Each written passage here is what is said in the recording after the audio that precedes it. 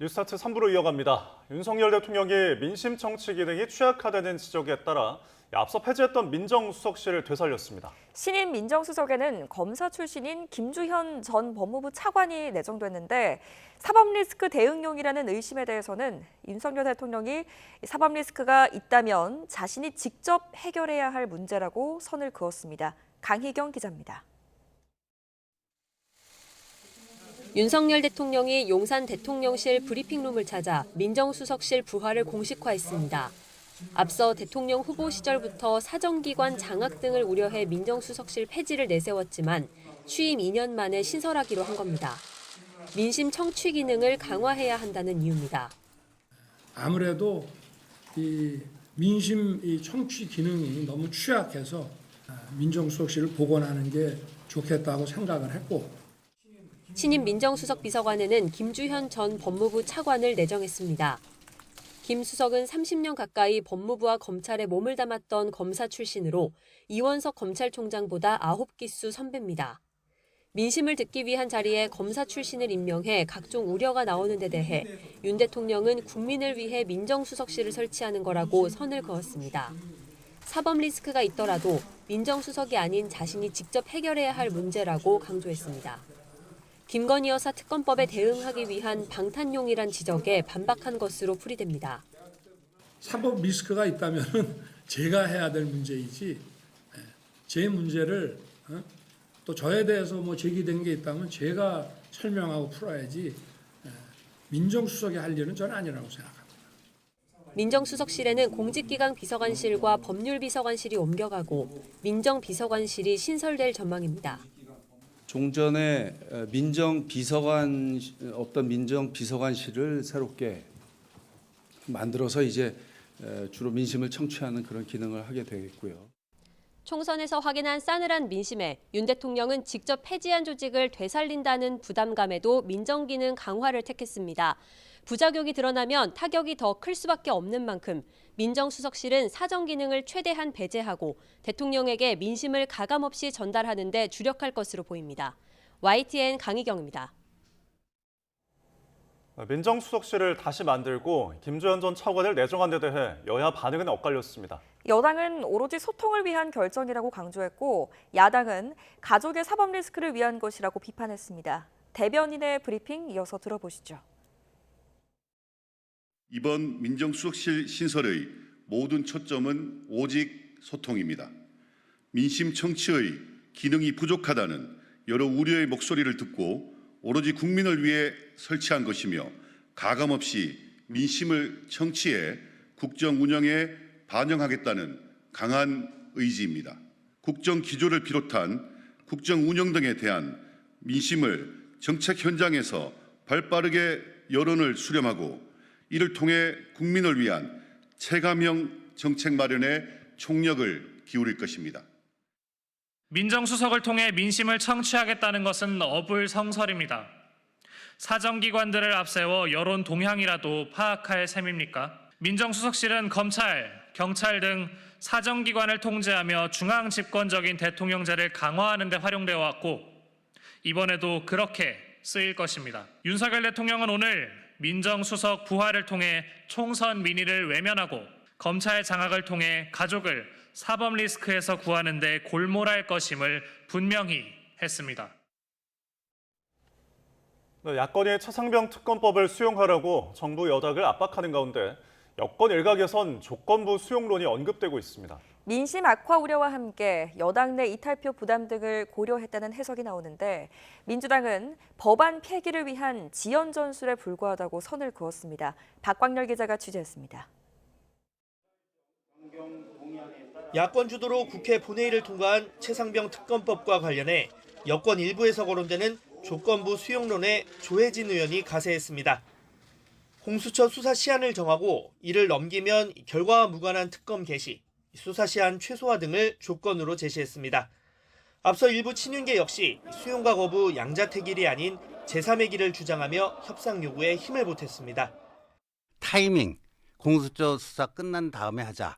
중립적인 대한변협에서 복수로 추천해주면 거기서 대통령이 고를 수 있게끔. 다시 수정을 하게 되면은 그때는 수용하겠다. 이게 저는 솔루션이 되지 않을까. 기류 변화의 이유로는 총선이 끝난 21대 국회 임기 막판 쉽지 않은 표 단속이 꼽힙니다. 구속 수감 중인 윤관석 의원을 뺀 295명 의원 전원 출석을 가정했을 때 부결에 필요한 반대표는 99표. 여당 113명 모두 참석하면 충분히 저지 가능하지만 불출마, 낙천, 낙선으로 다음 국회에서 볼 수 없는 의원 58명의 표심이 변수로 지목되는 겁니다. 여기에 여소야대가 더 극명해지는 22대 국회에서의 특검법 재발의를 야권이 연일 강조하는 점 역시 조건부 수용 주장에 무게를 싣는다는 분석입니다. 물론 민주당은 특검법 폐기를 위한 꼼수에 불과하다고 날을 세웠습니다. 수사를 지켜보고 특검을 하자는 건 20여일 남은 이번 국회 임기를 넘기려는 목적이라며 고려할 가치가 없다고 일축했습니다. 수사 인력 등 공수처 역량 미흡과 총선 민심을 언급하며 대통령실을 향한 특검 수용 압박 고삐를 늦추지 않고 있습니다. 만약에 거부권을 행사하고 제2기회로 왔을 경우에는 전국이 상당히 또 파란이 있을 것 같으니까 이 최혜병 특검법과 관련돼서 수용을 좀 촉구하는 그런 말씀을 하셨습니다. 여당 지도부 역시 조건부 합의 가능성에 회의적인 반응입니다. 원내 핵심 관계자는 YTN과의 통화에서 민주당이 타협 여지를 전혀 내주지 않고 있어 상황과 시점 모두 맞지 않는 주장이라고 선을 그었습니다.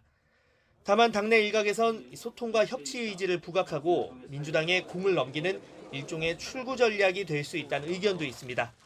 YTN 박광렬입니다.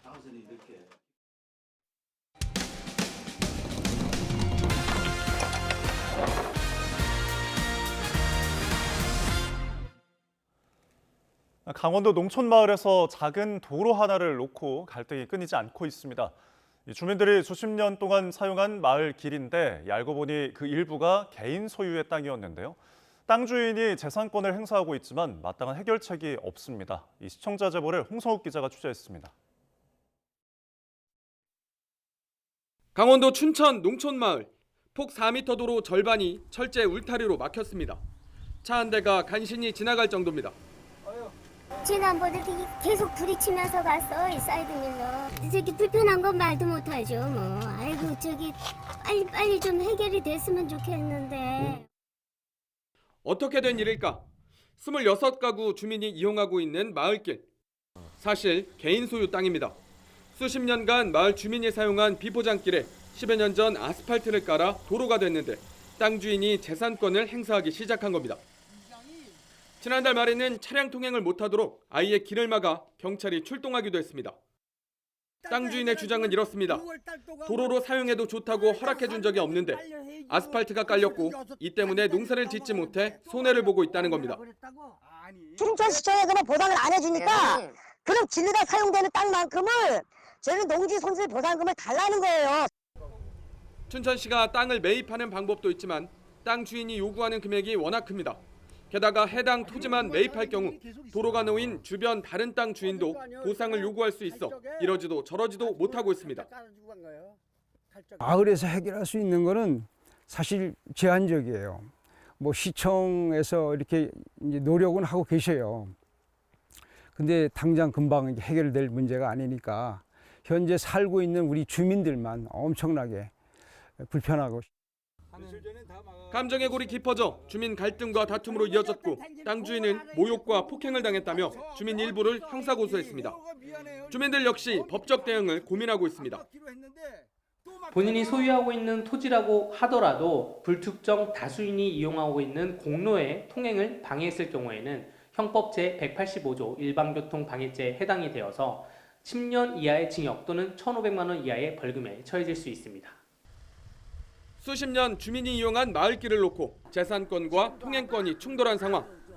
제대로 된 행정처리 없이 도로를 깐 자치단체가 또다시 해결책을 내놓지 못하면서 갈등과 불편은 갈수록 커지고 있습니다. YTN 홍석입니다. 사만금 태양광 발전 사업과 관련한 비리 의혹을 수사하는 검찰이 정관계 로비 대가로 뒷돈을 받아 챙긴 브로커를 재판에 넘겼습니다. 검찰은 해당 브로커의 진술을 토대로 민주당 신영대 의원 사무실을 최근 압수수색했는데 정치권을 겨냥한 수사가 어디까지 확대될지 관심입니다. 박정현 기자입니다. 문재인 정부에서 추진된 새만금 태양광 발전 사업. 새만금 일대의 수상과 육상에 걸쳐 태양광 발전단지를 조성하는 프로젝트로 사업비만 4조 원이 넘습니다. 그러나 사업 과정에서 각종 비리 의혹이 불거지면서 검찰이 수사에 나선 상태인데 의혹의 핵심 고리로 지목된 브로커가 구속 상태로 재판에 넘겨졌습니다. 전북 군산시가 출자한 회사이자 새만금 태양광 사업 전담기관인 군산시민발전 주식회사 대표 서모 씨입니다. 정관계 인사에게 사업 관련 청탁을 해주는 대가로 지난 2020년 새만금 솔라파워 사업단장 최모 씨로부터 1억여 원을 받은 혐의를 받습니다.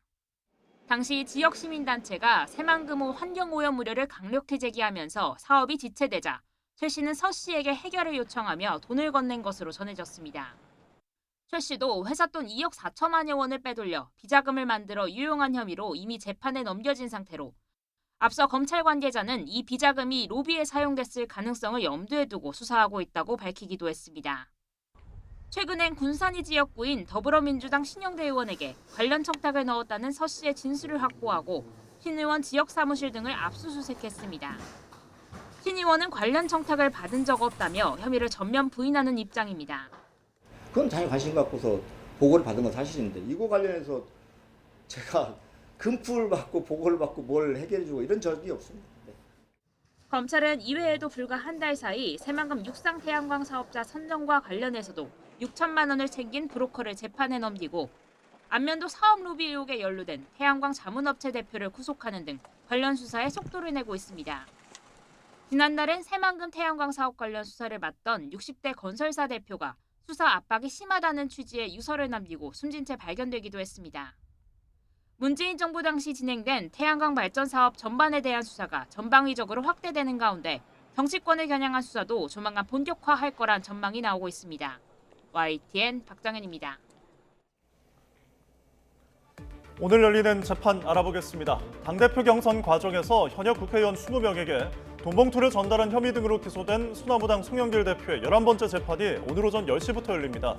오늘 재판에는 돈봉투 살포 과정에 관여한 혐의로 1심에서 징역 1년 8개월을 선고받은 강래구 전 한국수정공사 상임감사위원이 증인으로 나올 예정입니다. 같은 시각 이른바 무자본 갭 투자 방식으로 30여 명에게 80억여 원을 빼돌린 중개보조원과 그 사촌동생에 대한 선고 결과도 나옵니다. 이들은 2019년 3월부터 이듬해 1월까지 수도권 일대에서 실제 매매 대금보다 더 많은 전세 보증금을 받아 빌라를 사들인 뒤 차액 일부를 가로챈 혐의를 받고 있습니다. 오후 2시부터는 대장동 개발 비리 의혹 사건에서 발생한 범죄 수익 등을 감춘 혐의로 추가 기소된 민간업자 김만배 씨의 재판이 이어집니다. 김 씨뿐 아니라 측근 10명도 범죄 수익 360억 원 상당을 오피스텔에 보관하거나 제3자의 계좌에 송금하는 방법으로 숨긴 혐의로 함께 재판을 받습니다. 오후 2시 10분부터는 간첩 누명을 쓰고 7년 동안 옥살이를 한 납북 어부 고 박남선 씨와 고 박남훈 씨 유족이 고문 기술자로 알려진 이근한 씨와 국가를 상대로 낸 손해배상 청구 소송 변론도 진행될 예정입니다. 네, 다음 소식입니다. 서울 강남구 아파트에서 80대 남성이 흉기를 휘둘러 50대 여성을 살해하고 여성의 아들까지 다치게 했습니다. 범인은 범행 직후 자수했는데 금전 문제로 갈등을 겪어왔다고 주장한 것으로 파악됐습니다. 이현정 기자입니다. 서울 개포동의 한 아파트. 오전 8시쯤 119로 다급한 신고가 접수됐습니다. 어머니가 흉기에 찔렸다는 아들의 전화였습니다. 80대 남성 A씨가 해당 아파트 주민이자 지인이던 50대 여성에게 흉기를 휘두른 겁니다. 소방 출동 당시 심정지 상태였던 피해 여성은 병원에 옮겨졌지만 끝내 숨졌습니다. A씨는 범행 과정에서 숨진 여성의 아들에게도 흉기를 휘둘렀지만 생명에 지장은 없는 상태입니다. 범행 직후 아파트를 빠져나간 A씨는 500m가량 떨어진 지구대를 찾아 자수했습니다. A씨는 경찰 조사에서 피해자와 금전 갈등이 있어 범행을 저질렀다고 주장한 것으로 알려졌습니다. 경찰은 A씨가 숨진 여성과 실제 돈 문제로 민사 분쟁을 벌이고 있었던 점을 확인하고 정확한 범행 동기와 경위를 조사하고 있습니다. A씨에 대해선 조만간 구속영장을 신청할 방침입니다. YTN 이현정입니다. 다른 날도 아니라 어린이날, 아동 음란물로 보이는 캐릭터들이 만화 관련 행사장에 전시됐다는 신고가 경찰에 접수됐습니다. 경찰이 어떤 혐의를 적용할 수 있을지 법리 검토를 이어가고 있는데 아동 청소년 성보호법을 적용해 처벌하기는 힘들 것이라는 관측도 나옵니다. 정현우 기자입니다. 어린이라는 문구와 함께 누가 봐도 미성년자인 캐릭터들의 벌거벗은 모습이 그려져 있습니다. 그 아래엔 이런 캐릭터들이 그려진 각종 물건을 판매한다고 적혀 있습니다. 어린이날 경기도 일산에서 열린 만화 관련 행사에서 이 같은 아동 음란물이 전시되고 있다는 신고가 경찰에 들어왔습니다. 이곳 현장에 출동한 경찰은 사건을 접수해 조사에 나섰습니다. 하지만 문제의 전시품들이 성인만 들어갈 수 있는 별도의 전시관에 마련돼 있어 현장에서 별도 조치는 하지 않았습니다. 그러나 SNS를 중심으로 논란이 확산하자 주최 측은 관리가 소홀했다며 실수를 인정하면서도 법 위반은 없었다고 선을 긋고 있습니다. 경찰은 전시한 당사자 등을 처벌할 수 있을지 법리 검토에 들어갔습니다. 일단 가상으로 만든 캐릭터라고 해도 아동을 성적 대상으로 삼는 경우 아동청소년 성보호법 적용 대상은 분명합니다. 다만 통신 매체를 통한 화상이나 영상만 규제 대상으로 규정하고 있어서 이번처럼 오프라인 전시를 아청법으로 처벌하긴 쉽지 않을 수 있다는 관측도 나옵니다. 물론 상대적으로 처벌 수위가 낮긴 하지만 형법상 일반 음란물을 유포한 혐의는 적용할 수 있다는 분석도 있습니다. 아동 청소년 성보호를 위한 법률상 미비점을 지적하는 목소리가 나오는 이유입니다. 오프라인상에 처벌할 수 있는 근거가 좀 미비한 것 같아요. 오프라인상의 도화나 물건 등도 이렇게 아동 청소년 성착취물의 대상에 포함될 수 있도록 좀 개정이 이루어져야 되지 않나라는 생각. 경찰은 일단 법리 검토를 마치는 대로 주최 측과 전시 관계자 등의 진술을 듣고 입건 여부를 결정할 방침입니다. YTN 정윤우입니다.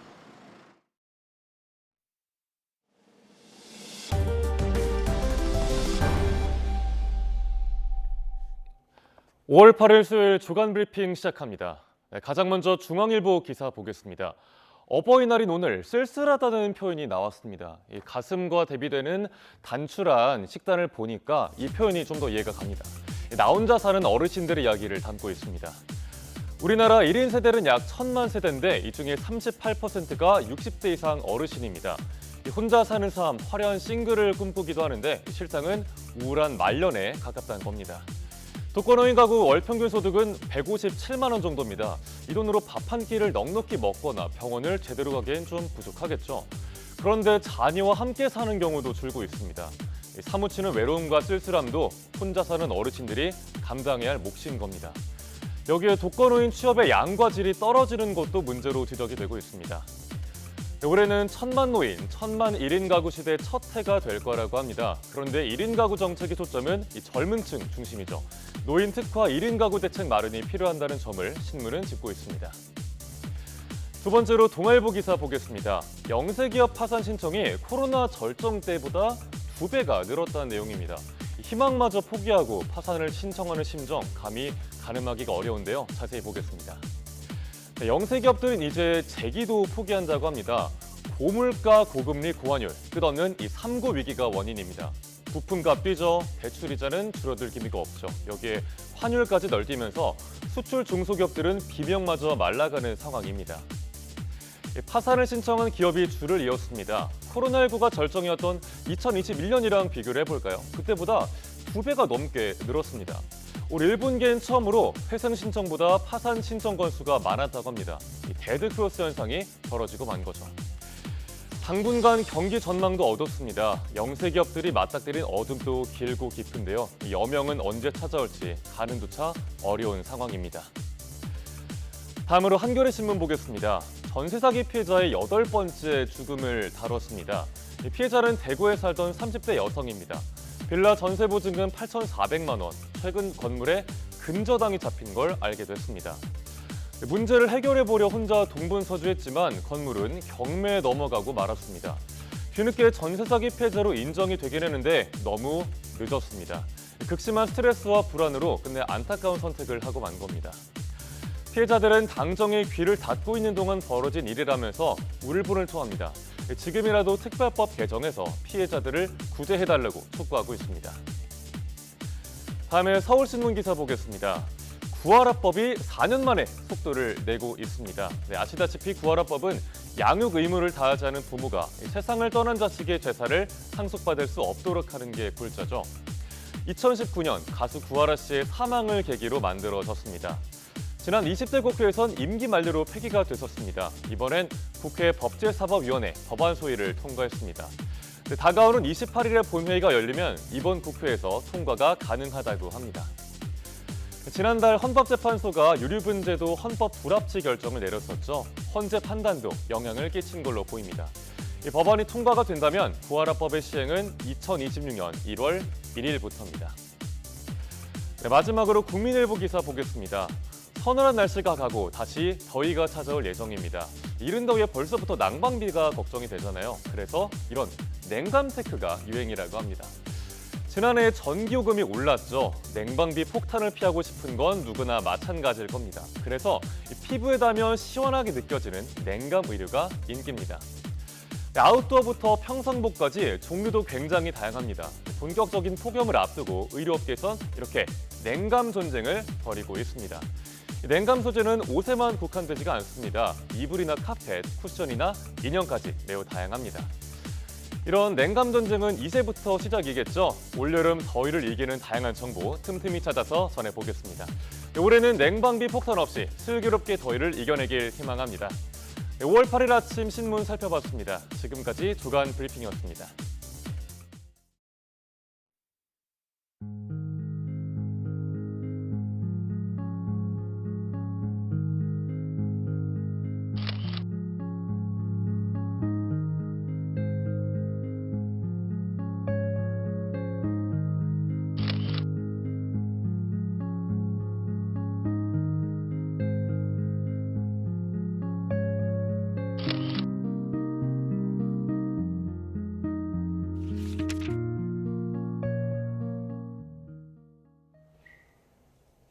네, 이스라엘의 라파 공격이 임박한 가운데 원점으로 돌아간 휴전 협상이 이집트 카이로에서 재개됐습니다. 협상 타결을 바라는 미국은 이스라엘에 보낼 무기 판매를 보류하는 방식으로 우회적인 압박을 가하고 있습니다.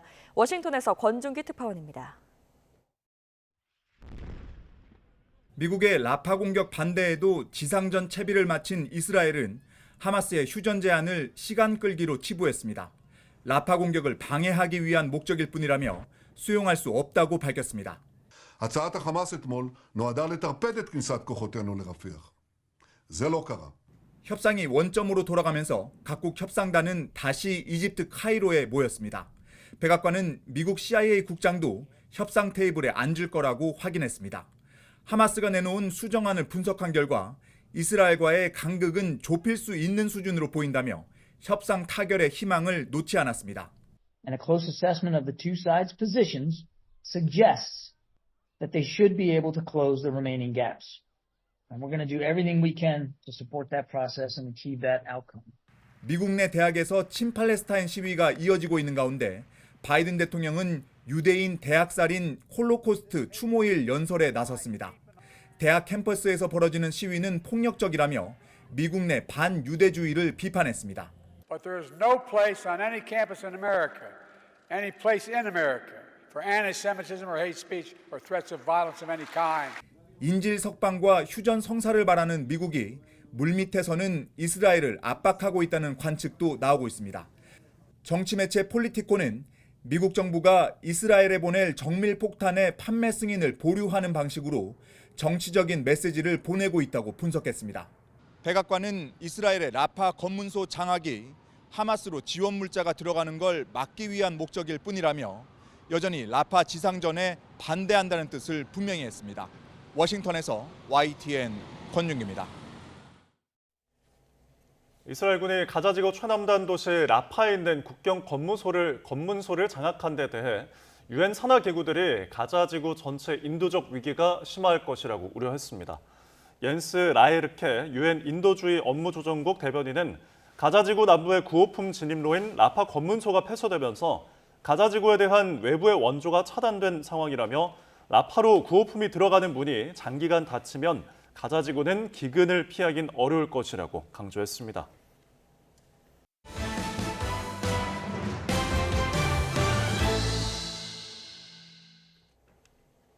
심각한 사회 문제가 된 전세 사기 후폭풍 여전합니다. 특별법 제정에도 보증금 범위와 재원 마련에 대한 우려가 큰데요. 부동산 온라인 등기로 전세 사기를 원천적으로 막는 방안이 모색되고 있습니다. 김범한 기자입니다. 피해자들을 잇따라 죽음으로까지 몰고 간 인천 미추홀구의 전세 사기 사건. 1심에서 주범에게는 법정 최고형인 징역 15년이 선고됐지만 피해자들의 분은 가시지 않았습니다. 피해자들의 전 재산을 빼앗고 삶의 기본권인 주거권을 흔들어 놓은 이 가해자들에 대한 판결이 고작해야 15년입니다. 전세 사기를 막기 위한 대책을 찾기 위해 공인중개사 협회와 IT 업계 등 각계의 전문가들이 한자리에 모였습니다. 토론회에서는 블록체인을 활용하면 시간과 공간의 제약 없이 실시간 본인 인증으로 부동산 물건의 이력을 확인하고 관리할 수 있어 전세 사기를 막을 수 있다는 의견이 나왔습니다. 대학가 주변에 대학생들이 이용하는 전월세 시장이나 또는 부동산 거래 시스템이 미치지 못하는 분야에 있어서 이 블록체인 방법이 운영됨으로 해가지고 더욱더 실생활에 효과를 볼 수도 있고 또한 부동산 공신력을 보완하는 문제로 자리매김할 것으로 생각합니다. 현재 이를 맡을 수 있는 곳은 세계 최초로 특허 등록된 우리나라의 블록체인 등기소. 문제는 가상자산의 중앙은행 사례처럼 이미 법원에 등기국이 있는데 어떻게 새로운 제3의 신뢰기관이 공식적으로 인정받고 국민의 참여도를 높이느냐는 겁니다. 우리가 그동안 제도로서 해결할 수 없는 여러 가지 문제들이 있었습니다. 이러한 것을 여러 분산 저장 시스템과 IT 기술로 이들에게 신뢰를 부여함으로써 이것을 통해서 그동안 상거래라든지 기타 문화재 보관, 그다음에 보유, 부동산 거래 등등에 있어 신뢰를 이렇게 보강할 수 있습니다. 블록체인 등기가 활성화하면 부동산 거래뿐만 아니라 진위 논란이 있을 수 있는 예술 작품과 귀금속 유통 시장의 건전화에도 도움이 될 것으로 기대되고 있습니다. YTN 김범환입니다. 다리에 이름을 새긴 판을 교명판이라고 하는데요. 최근 경남 진주 일대에서 이 교명판과 공사 설명판 수십 개가 잇따라 없어졌습니다. 구리 가격이 급등하자 누군가가 몰래 훔쳐간 것으로 보입니다. 임형준 기자입니다. 경남 진주시에 있는 농촌마을. 작은 하천 위로 다리가 놓여 있습니다. 그런데 다리 이름을 새긴 교명판이 보이지 않습니다. 교명판 자리 반대편에 있어야 할 공사 설명판도 없습니다. 최근 구리 가격이 오르자 누군가 고의로 떼간 것으로 추정됩니다. 보통 교명판과 공사 설명판은 구리와 아연이 섞인 황동으로 만듭니다. 그런데 이 구리 가격이 최근 몇 년 사이 급등했습니다. 순도 99.9% 구리는 1kg에 12,000원 수준으로 재작년에 비해 무려 50%가량 뛰었습니다. 작년에 대비해서 올해는 한 30% 정도 가격이 많이 올랐습니다. 이렇게 교명판과 공사 설명판이 없어진 것으로 확인된 건 진주시에만 12곳으로 모두 48개입니다. 다리 인근에는 CCTV도 없어 절도범을 찾는 데는 시간이 필요해 보입니다. 지역 자체가 한적한 지역에서 CCTV도 설치 안 된 지역이고 수시로 점검하면서 보다는 순찰을 강화하겠습니다. 진주시는 교명판이 사라진 곳에 도난 우려가 없는 재질의 교명판으로 바꾸는 방안을 검토하고 있습니다. YTN 임영준입니다. 네, 어버이날인 오늘은 점차 맑은 날씨를 회복하면서 기온이 크게 오르겠습니다. 네, 하지만 제주도와 일부 남부 지방에는 오후까지 가끔 비가 내리겠습니다. 자세한 날씨 알아보겠습니다. 신미림 캐스터. 네, 상암동 야외 스튜디오에 나와 있습니다. 네, 오늘 아침은 어제보다 쌀쌀하다고요? 네, 오늘 아침 출근길에는 겉옷을 꼭 챙기셔야겠습니다. 현재 서울 기온은 9.5도로 어제 같은 시각보다 3도나 낮은 상태고요. 서늘함을 넘어서 다소 쌀쌀하게도 느껴지고 있습니다. 다행히 한낮에는 기온이 크게 오르면서 포근하겠고 그만큼 일교차도 크게 벌어지겠는데요. 옷차림에 각별히 주의하셔야겠습니다. 자세한 지역별 기온부터 살펴보도록 하겠습니다. 현재 서울 기온은 9.5도, 대전은 10.6도 등으로 대부분 10도 안팎에 머물고 있습니다. 낮 동안 내륙은 점차 맑은 하늘을 회복하며 기온이 크게 오르겠는데요. 오늘 서울 낮 기온은 21도, 광주 22도 등으로 대체로 포근하겠습니다. 네, 기온이 제자리를 되찾고 있는 것 같은데요. 오늘 하늘 표정 어떤가요? 네, 밤사이 비가 그친 서울은 하늘이 점차 개고 있습니다. 낮 동안에는 기온도 크게 올라서 따뜻하겠는데요. 하지만 제주도와 일부 남부지방을 중심으로는 여전히 비가 내리고 있습니다. 이 지역에 계신 분들은 우산을 꼭 챙기시는 게 좋겠고요. 교통 안전에도 각별히 주의하셔야겠습니다. 자세한 레이더 화면부터 살펴보도록 하겠습니다. 현재 비구름은 주로 전남과 경남 그리고 제주도에 영향을 주고 있습니다. 이 지역의 비는 오후까지 이어지겠고요. 중부지방에도 오후 한때 약하게 비가 내리거나 빗방울이 떨어지는 곳이 있겠습니다. 오늘 예상되는 비의 양은 5에서 10mm로 많지는 않겠습니다. 내일부터는 맑고 따뜻하겠지만 일교차 또한 크게 벌어지겠습니다. 주말과 휴일에는 전국 곳곳에 또 한 차례 비가 내리겠습니다. 동해안과 경남, 남해안, 제주도 해안가를 중심으로는 너울성 파도까지 높게 일 것으로 보이니까요. 해안가 안전사고에 각별히 주의하셔야겠습니다. 지금까지 YTN 신미림입니다. 이상으로 뉴스타트 마칩니다. 네, 오늘도 활기찬 하루 보내십시오. 시청해주셔서 고맙습니다.